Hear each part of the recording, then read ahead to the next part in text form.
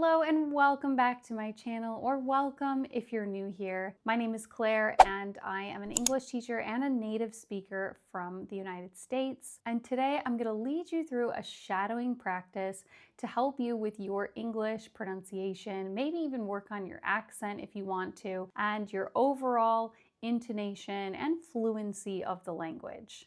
So in today's video, we're going to focus on connected speech. And connected speech is what happens when native speakers don't pronounce every word separately. We link words together, we drop some sounds entirely, and sometimes we even change the sound that it usually takes if it's just the word on its own, but when it is combined with another word or another sound, we change the sound within that word entirely. And that's why when you listen to English, maybe you listen to podcasts or you watch movies in English or TV shows, that's why it might sound really fast and sometimes hard to understand or hard to catch what the people are saying. Even if you are at an advanced level of English and you have studied all the grammar and you know the language really well, you might still find it difficult to understand some native speakers. And English is already pretty tricky and complicated with pronunciation because it is not a phonetic language. But then you throw in connected speech and the things that I'm going to be talking about today, and it can be difficult to understand. So this video is going to help you both with your understanding, so your listening skills, and also, of course, your pronunciation of the language so that you can start to sound more natural, more proficient in the language, maybe even start to sound like an American native speaker if that's your goal. So for each feature of connected speech that we come across within this shadowing practice, I will of course point that out to you and we can practice those cases of connected speech together. Let's begin. English made easy with Claire. Okay, so first you're going to repeat after me. I was sitting in the park, drinking water, feeling a little bored and like I needed a change. Your turn.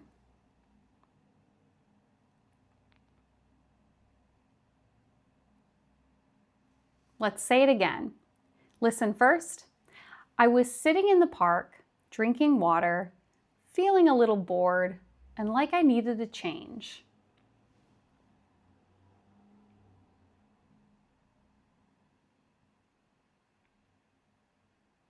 Repeat after me. I thought maybe I'd take a trip into the city. Your turn.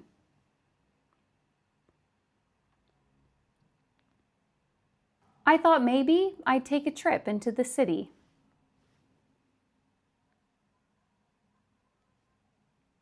Okay, so let's pause here after the first paragraph of our story to point out one of the most key features of connected speech in American English, and that is the flap T.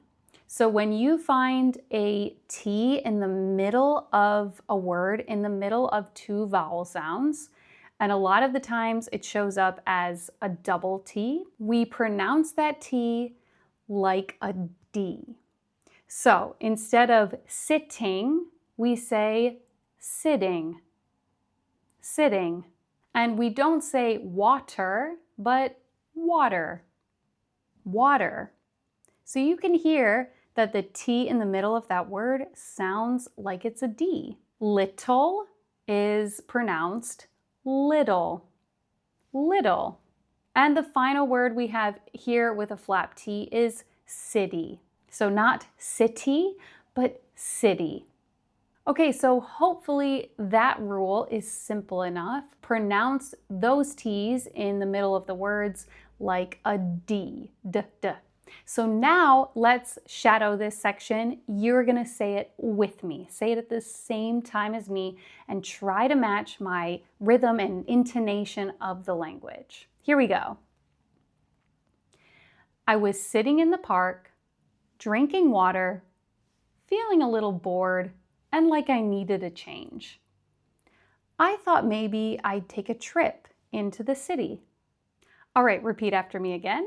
So I made a plan the next day to go to the museum. Your turn.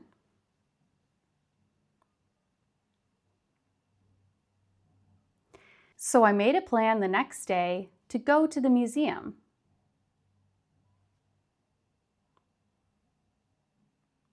Repeat. I just wanted to do something different, and I hadn't been there in years.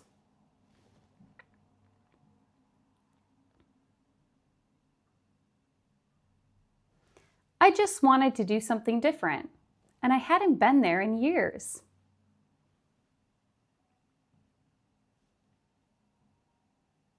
So in this paragraph, we have the connected speech rule. We drop the T sound when a T is followed by a consonant.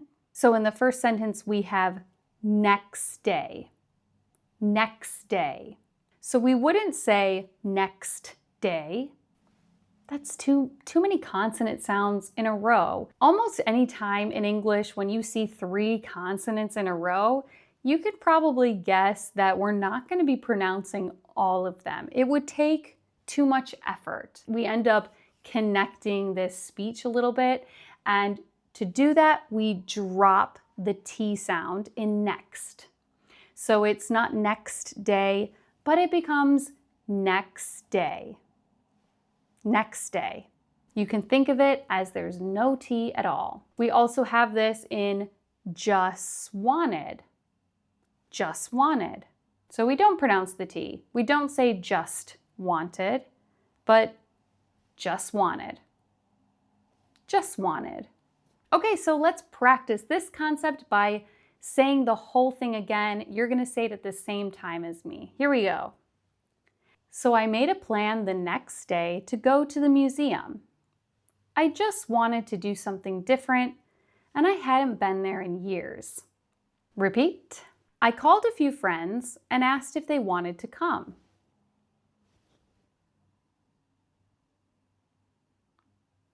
I called a few friends and asked if they wanted to come.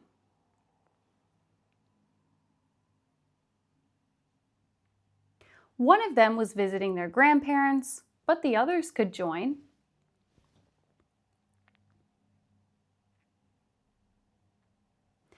One of them was visiting their grandparents, but the others could join.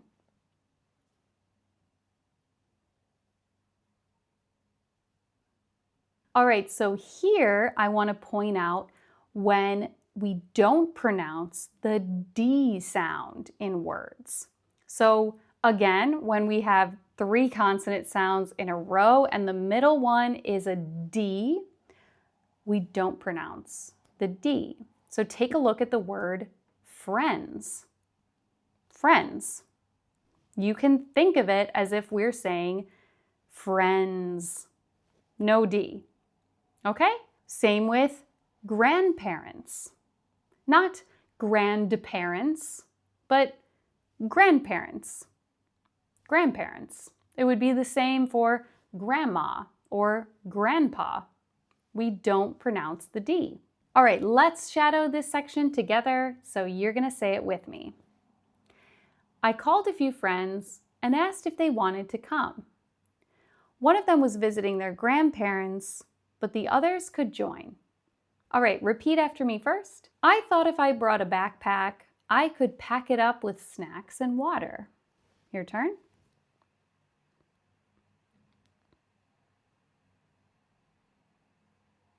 And again, I thought if I brought a backpack, I could pack it up with snacks and water.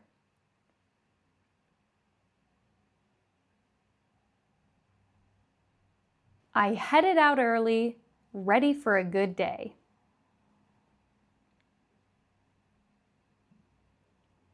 I headed out early, ready for a good day.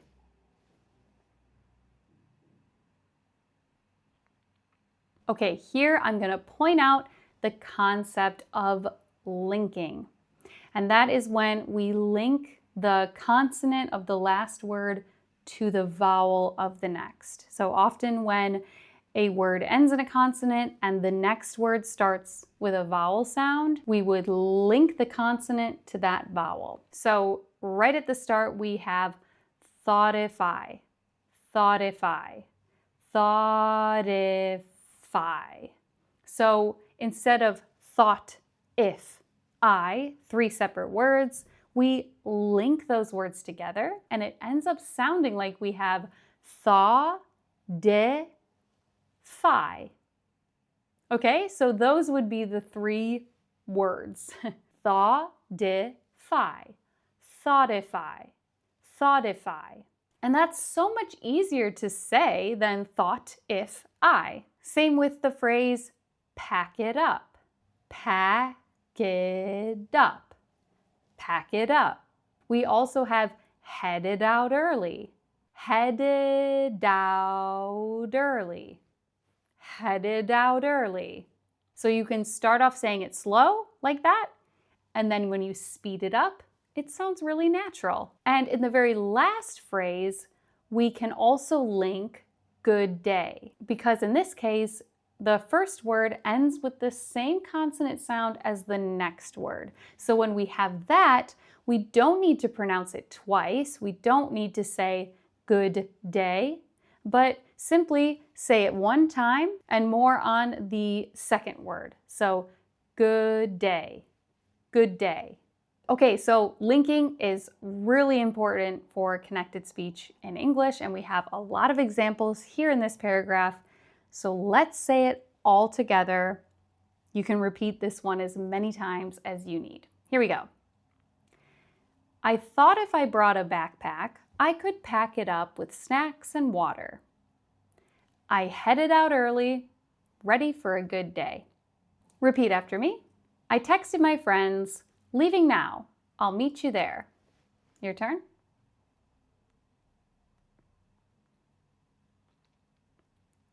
I texted my friends, leaving now. I'll meet you there.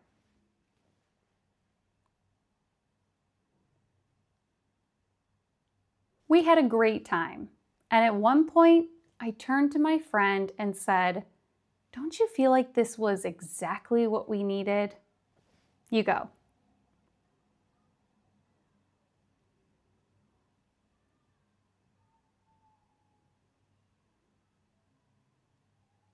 Okay, let's repeat that one more time. So listen first. We had a great time, and at one point, I turned to my friend and said, "Don't you feel like this was exactly what we needed?"